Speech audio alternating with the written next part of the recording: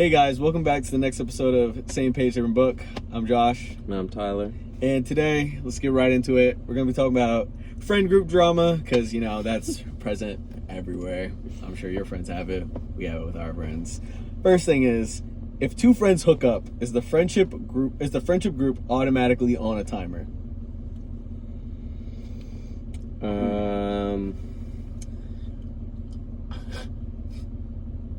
Nah, I don't think so. I think it just depends on how they break up, or if they break up. Because, like, if they stay together, then you're perfectly fine. The friend group's cool. Well, obviously, yeah, stay together. But no, it's doomed to end. There is a expiration date. There is a timer.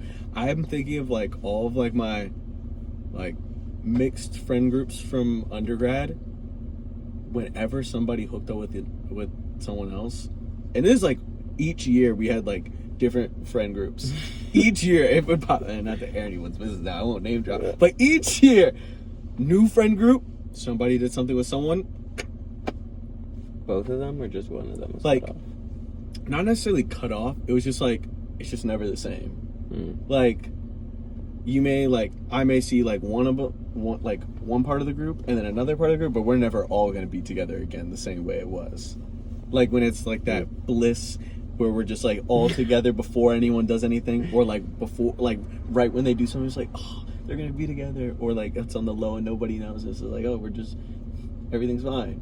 But then the moment it's like out in the air, maybe it's the fact that like other people's opinions hopping in, and like, oh, you guys should be together, or just keep it casual. And then like the people involved, their feelings, just what I've seen, it just never works out. And the friend group has an expiration date. Okay. I've had a different. I don't think that's like. Yours all stuck. Yeah, but I think that like I also went to like a smaller school, so maybe it was like you kind of just knew the people that you knew, and you're, like, regardless of the history, like that's what it was. Interesting, yeah. I didn't have any of that. Every time it was over. I was like, I'm not gonna lie, that freshman year group, that joint hurts, because we had a great group, solid group, team chemistry. What was it? I'm not gonna lie, sophomore year they were cool. Senior year they were whatever. Junior year they were great too. I'm just like, dang, like we had great friends, and then somebody had to do something, and whatever. Next thing, why is it always one person who ruins the vibe and everyone knows who it is? Why is it always like one person? Like there's always like in every friend group, like whether it's a trio or like a big group, there's always one dude or girl that like ruins the vibe. Like you could all just be chilling and they do something out of pocket.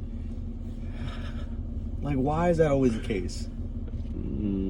Because they're like the lost puppies of friends, you know, like you find them and you have this unique love for them that people on the outside can't understand, but you have to take them in and love them, because who else will?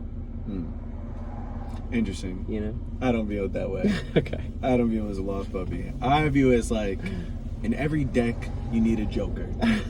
You need someone to spice things up, and you need somebody to like either 10x it, but then also the downside is they may make it worse. And I'm okay with that. I'm a gambling man, love sports betting, cool with blackjack, all that. Don't get me started on roulette. I'm with it. But I like it where it's like, if we bring out my boys and we go out or something, I'm not going to name them, but we all know. I'm not saying it's a friend group here or my ones in Syracuse or other places. We won't name. But there's always one where we go someplace, they're going to do or say something wild where I'm like, part of me is like, bro, like, why would you say that? Like, why would you do that? But then another part of me is like, I'm so glad you did that. Yeah. And you listen to your intrusive thoughts and actually follow through, because sometimes I want to, but I'm just like, eh.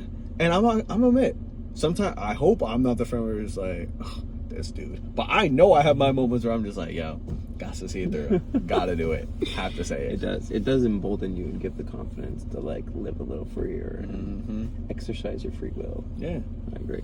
So they're essential friends. Essential. I like that. I like the Joker with the cards. It's a good. Thank you. And then last one up is, what hurts more, being kicked out of the group chat or realizing it exists without you?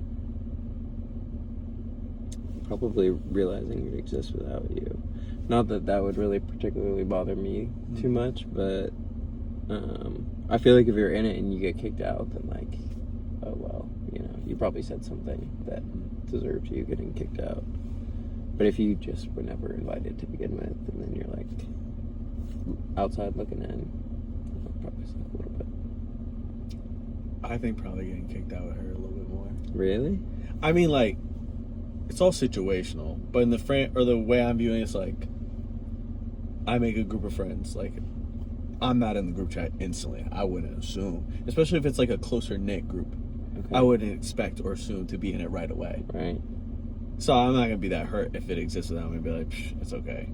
Okay. But like, if I'm in the group chat, whether it's like, oh, like we're making new friends, hop in the group chat, or like it's a long-term group of friends and like we all are in it, then I get kicked out because like, oh, he's just acting different, or he's got a girl, or like any type of BS reason, I'm gonna be a little hurt where I'm just like, wow, bro, like even if I'm going through a season or a phase of life where I'm being like a sucky friend or like not being like my usual Josh self, I would hope that you'd be ride or die where like, still my boy, even though he's being shitty, rather than kick me out and be like, yeah, we don't want him around us. That's kind of whack, because I've had some friends where they've been awful, either from the things that they did, the things they said, or how they acted towards us, and I'd be like